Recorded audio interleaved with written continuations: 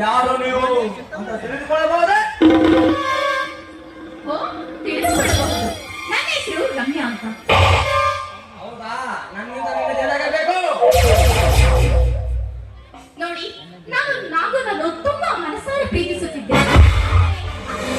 ಮೋಸ ಮಾಡಿದ, ಅದಕ್ಕೋಸ್ಕರ ಅವನನ್ನು ಕೊಲ್ಲಲೇಬೇಕೆಂದು ತೀರ್ಮಾನಿಸಿದ್ದೇನೆ.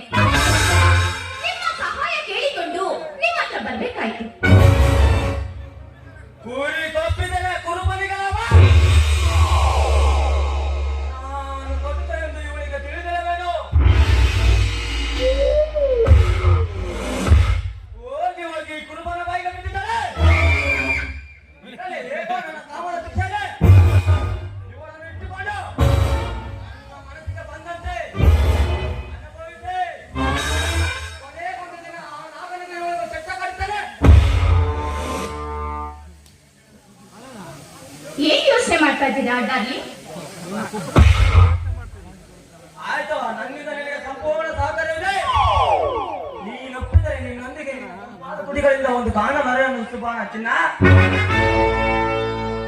ಹಾಗೆ ಆಗಲೇ ನನ್ನ ಚಿನ್ನ.